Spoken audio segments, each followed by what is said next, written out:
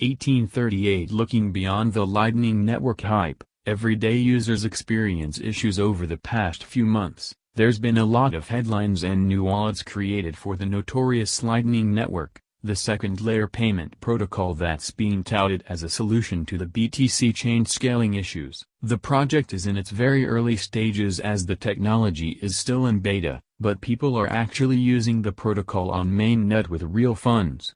So far this technology still seems very far away, and some people looking beyond the hype are finding individuals and groups who are testing the second layer are running into problems.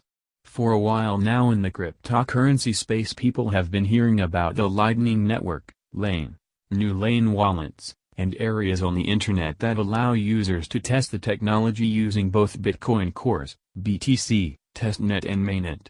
A percentage of individuals and cryptocurrency users have been using the second-layer protocol on the main BTC network as there are 307 Lane nodes today, and 5,036 open channels according to statistics.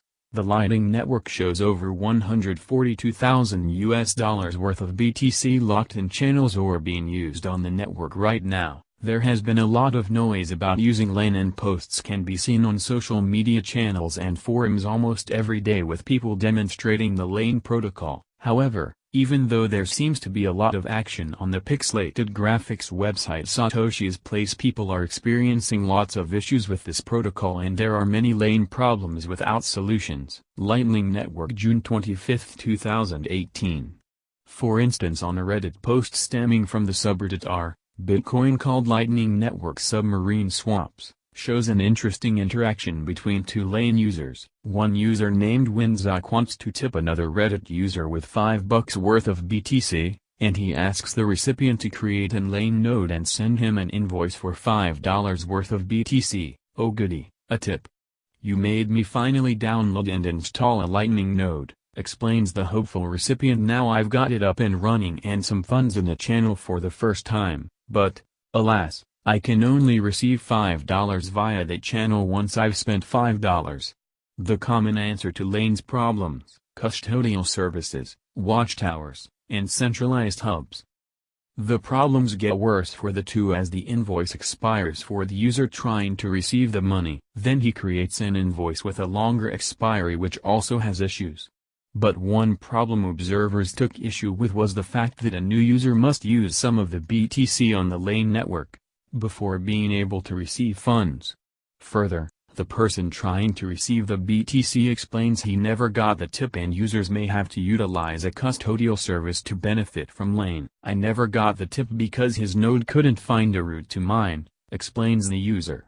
Partly this is likely due to my node being often offline, as it is on my laptop. For tips and receiving small amounts, I think laptop users like myself will need to use custodial wallets once they are available, and withdraw from them to a self-hosted node whenever we have an opportunity. An interesting post on trying to receive an Lane tip.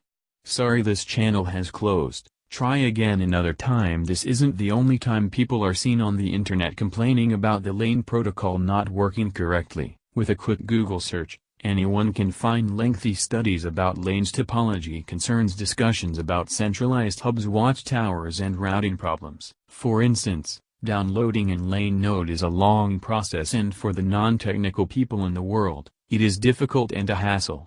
Alternatively, using light client wallets like Aclayer and others also have connection issues, and people are always losing access to their channels that are constantly opening and closing.